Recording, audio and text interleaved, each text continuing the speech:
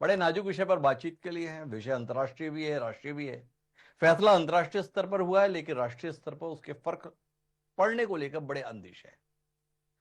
एक शख्स है, नाम है उनका डोनाल्ड ट्रंप। अतीत में हम उन्हें भारत के बड़े कट्टर सहयोगी के तौर पर देखा करते थे। मानते थे कि ट्रंप भारत के हितों का भी उतना ही ध्यान रखेंगे जितना अमेरिका का।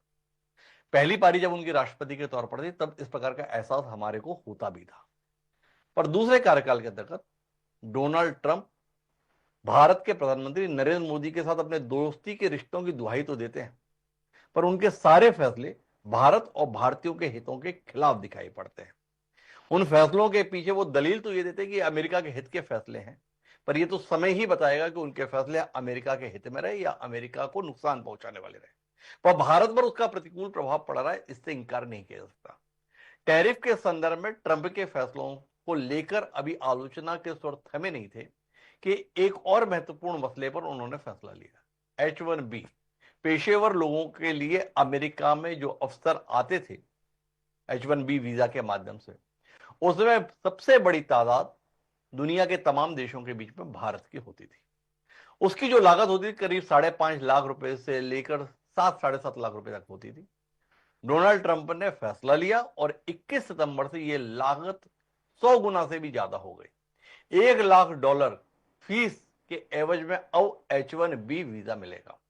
वो तमाम युवा जो रिसर्च के संदर्भ में, उच्च शिक्षा के संदर्भ में और तकनीकी क्षेत्र में पेशेवर नौकरियों के संदर्भ में अमेरिका में अपना भविष्य देखा करते थे, उनके लिए कुटाराघात है।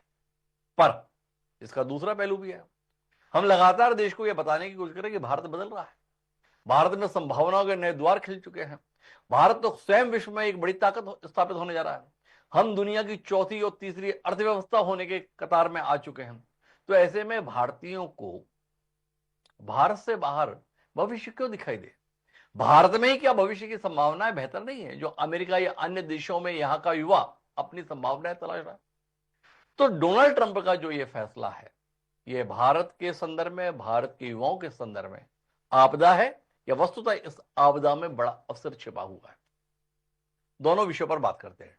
ट्रंप के फैसले का प्रभाव क्या पड़ेगा और भारत इसको कैसे भुना सकता है।